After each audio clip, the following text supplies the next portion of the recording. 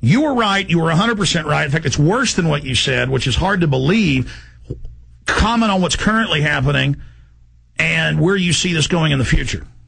Well, let me say, first of all, I have to congratulate you for the Obama deception. You and your team have put together what is nothing short of a masterpiece. It's the best political documentary to come out of the United States in many years, maybe many decades. And I say that having seen quite a few of them. It is a tremendous piece of work, and I think it's just what was needed to crystallize a kind of vague unease that a lot of people have who don't really follow politics or economics. But it's a tremendous achievement, and if it's gone viral, then more power to you. And that's a big turning point, because what are we, about 2/3 of the way through the 100 days? I think the key thing with Obama is to checkmate him. It's to stop him, right? To bog him down. Don't let him get this cap and trade, a tax of $700 billion on production, because that's what this comes down to. Cap and trade means we're going to let the financiers run wild, but we're going to impose this extra burden on any kind of production, any farmer who runs a tractor, anybody who commutes to work, the whole realm of physical economy, as distinct from the crazy paper. Yeah, this is the paper casino economy waging war on what's left of the real economy. Right. It's Count Dracula draining your blood so that the derivatives can live and any kind of production, and therefore human life, can die. So we've got that entire thing, and then of course we've got this sort of fascistoid or neo-fascist compulsory labor corps and national service, as they call it, national service for the sake of Wall Street, because that's who you're going to be. Stay there, and we pay our carbon taxes, now admitted in hundreds of papers, to the bankers who engineered all this. Webster Tarpley, stay there. Obama's starting to bog down.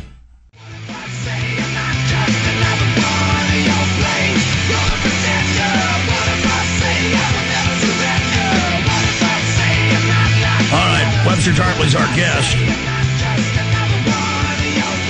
When you get the Obama Deception, Infowars.com, we've got both his books on Obama for sale with it, discounted at Infowars.com. When you call the toll-free number, be sure and ask about those discounts. You can get those there as well in the combo, 888-253-3139. You see, if you attack Obama from a right-wing perspective, Rush Limbaugh stuff, that's all discredited. That actually makes his supporters support him more in the false left-right paradigm. But if you go after him as an elitist, notice he always frames himself as he's fighting Wall Street, he's fighting corruption, he's fighting special interests. He needs his 13 million goons and a 7 million army, that's now in the New York Times, to go out and intimidate Congress and the governors and the states. And we see, depending on the poll, 15 to 22-point drops now in the first 2 months or less of his administration. Exactly what Webster said was key to stopping. But then we know, and I can see this on all the cards, to get things going again, a new war or a staged terror attack so he can grandstand. And I know and Tarpley, you said this a year ago, we'd hear about austerity and how great it was, and we've got a sacrifice. It went from hope and change to, I'm going to take it out of your hide for the bankers. So please speak to those points. Well, Obama met with the Washington Post editorial board on the Thursday before the inauguration, and he said, well, the slogans now are going to be sacrifice, duty, and responsibility. And that means that you, as an individual, are required to sacrifice your health care, your economic rights, to prop up 1.5 quadrillion derivatives bubble, and to keep these zombie bankers in business. I mean, you look at Wall Street, right? You've got Blankfein of Goldman Sachs, Pandit of Citibank, Diamond of J.P. Morgan Chase, Lewis of Bank of America, Mack of Morgan Stanley. Those are the big five. And they've got a very large part of the world derivatives bubble, the derivatives black hole.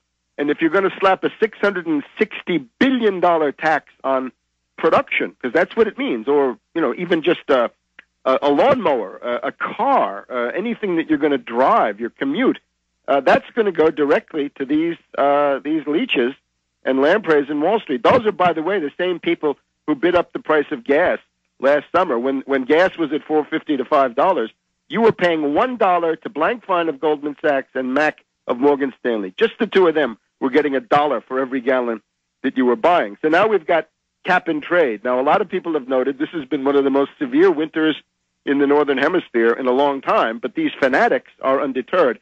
These are Malthusian, zero-growth, genocidal lunatics. I want to cite an advisor to Obama's mentor, Gordon Brown, right, the British Prime Minister. There's an advisor to the British government who says 60 billion people in the British Isles is too much. We're going to cut that in half to 30 million. Yeah, that was the Times of London 2 days ago, and we're seeing headlines in the U.S. and foreign press. Babies are carbon monsters, and there needs to be a tax on having children. That's what the UN and others and the Malthusian eugenicists funded China to do in 75, first a tax. Then in 1981, it became law. They are now pushing, as we cover in Endgame, the one-child policy. And on top of that, White House to hunt for new tax revenues, Wall Street Journal, and they admit they're going to get rid of, for even low income, not $250,000 with two people in the house, $125,000 and up, but everybody, they're going to take away basically all or reduce all of the tax write-offs. So, I mean, he promised no new taxes. Boy, is he a liar.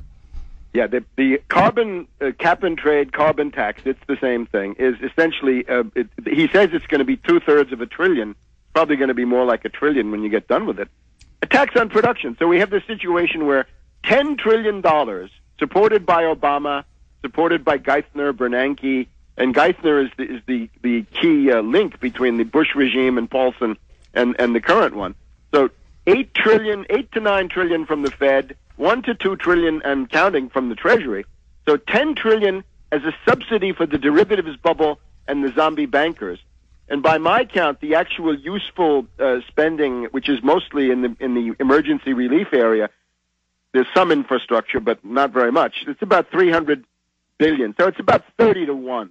$30 for the bankers for every $1 of crumbs that falls to us here below the table. And I want to congratulate you on what you said about the Limbaugh critique. Obama loves the Limbaugh critique. He can't get enough of it. He wants more. He wants Limbaugh to attack him more. Limbaugh this afternoon had a woman on his show. She said, I can't live on less than $750,000 here in New York because I got 4 kids in private school, and how dare you take away my money from the derivatives merchants, right? So this Obama loves, because the poor person who's living on 20 or 30,000 minimum wage jobs, 2 incomes. Here's that, and it creates class in between the middle class and the working class, never realizing the elite. And Obama memos have come out that they are running against Rush Limbaugh. Long segment coming up. Stay there, Webster. Let's talk about how we further derail and shoot down this Malthusian agenda. All right, going back to Webster Tarpley. Webster, earlier I made the point, and I was able to make the call on 9/11. You've made a lot of other calls.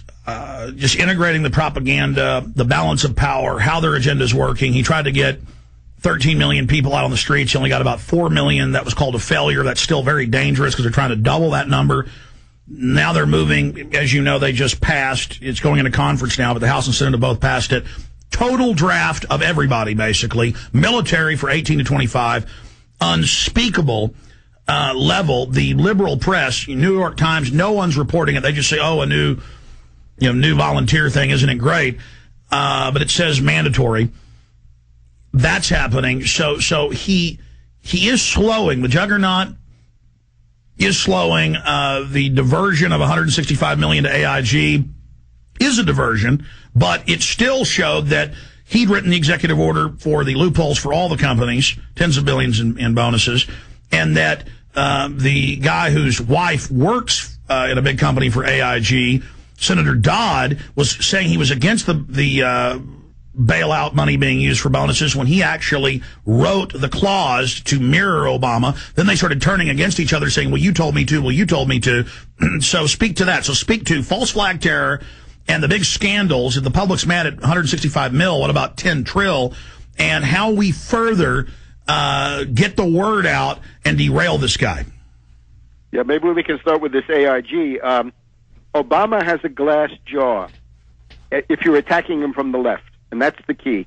When Obama had a health care summit, he wanted to ban the people who are going to advocate a single payer, basically Medicare for all or Medicare for anybody who wants it. And they threatened to picket him. And he said, oh, no, I can't do that. I've got to let you in. He didn't let them speak, but he let them in. Then on AIG, we had Bernanke in the Congress at the Senate hearing saying, I won't tell you who got the AIG money. This means the big money, the tens of billions. And then you had Cohn, K-O-H-N, this guy who's Bernanke's deputy, a couple of days later at the Dodd-Shelby committee, and he wouldn't tell who got the money.